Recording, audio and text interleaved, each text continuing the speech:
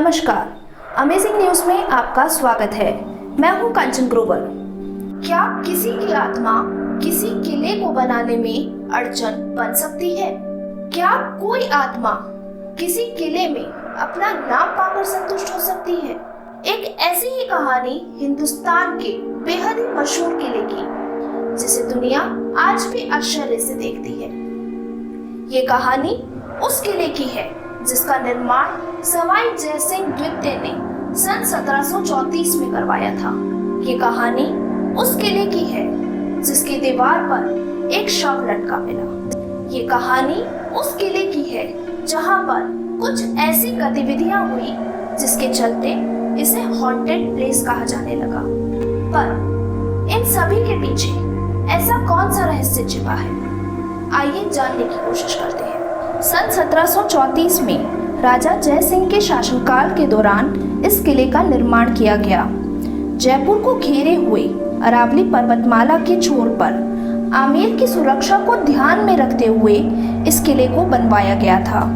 कहा जाता है कि निर्माण के समय इस किले के आसपास प्रेत आत्माएं भटकती थी। मजदूर इन सभी गतिविधियों से डर जाते थे।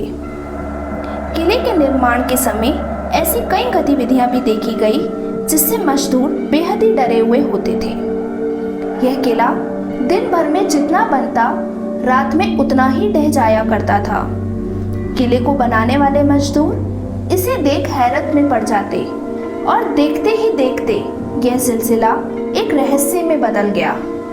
यह सिलसिला तब थमा जब महाराजा जय सिंह को एक सपना आया। उस सपने में सुदर्शनगढ़ का नाम नाहरगढ़ रखने पर मजबूर कर दिया। कहा जाता है कि उस सपने में नाहर सिंह की आत्मा आई थी। जिस जगह पर यह निर्माण चल रहा था वह जगह किसी समय नाहर सिंह की हुआ करती थी। इसी कारण उस आत्मा ने ही महाराजा को इस किले का नाम नाहरगढ़ रखने पर मजबूर कर दिया था। साथ ही उस आत्मा ने सपने में महाराजा से वहां नाहर सिंह का मंदिर बनवाने को भी कहा। बाद में पंडितों और तांत्रिकों की सलाह के बाद यहाँ नाहर सिंह भूमिया जी के मंदिर का निर्माण करवाया गया। वहीं किले का नाम पहले सुदर्शनगढ़ रखा गया था, जिसे बाद में बदलकर नाहरगढ़ कर दिया गया। यह मंदिर आज भी नाहर सिंह भूमिया जी महाराज के नाम से स्थापित है। सवाल ये है कि आखिर नाहर सिंह थे कौन और उनका जयपुर से रिश्ता क्या था?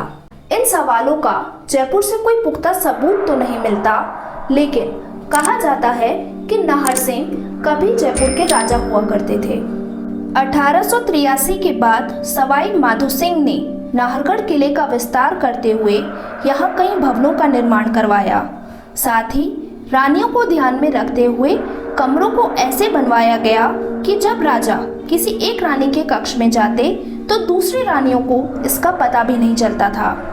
पर किले के निर्माण के शुरुआती दिनों में हुई घटनाओं का जब रानियों को पता चलता तो वह घबरा जाती थी। नाहरगढ़ किले में आज भी कई अजीबोगरीब घटनाएं होती रहती हैं। कहा जाता है कि नाहर सिंह की आत्मा को आज भी मुक्ति नहीं मिली है। उनकी आत्मा आज भी इस किले और खंडरों में विचरती है और बहुत से लोगों को इसके प्रमाण भी मिले हैं। इस किले के पीछे काफी बड़ा और वीरान जंगल है। बताया जाता है कि राजा जय सिंह इस जंगल का इस्तेमाल शिकार के लिए करते थे। इन जंगलों से कई रहस्यमयी घटनाएं सामने आती रहती हैं।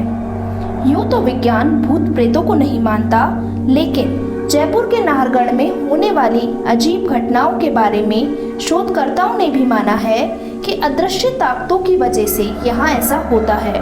और फिनोमिना की जांच के बाद यह पता चला है कि नाहरगढ़ किले में आत्माएं निवास करती हैं। यह स्टडी आधुनिक पैरानॉमिनल उपकरणों की मदद से की गई और इससे यह बात सामने आई कि नाहरगढ़ व इसके आसपास की जगहों पर अदृश्य ताकतें विचरती हैं।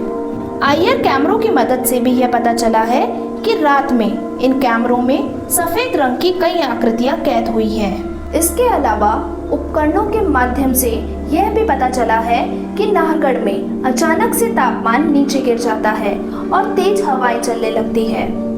शोधकर्ताओं ने पैरानॉर्मल उपकरणों के माध्यम से कई रहस्यमयी आवाजों को भी रिकॉर्ड किया है, जिससे इस बात का प्रमाण मिलता है कि नाहरगढ़ में जिन घटनाओं के होने की बात कही जाती है, उन बातों में कुछ सच्चाई जरूर है।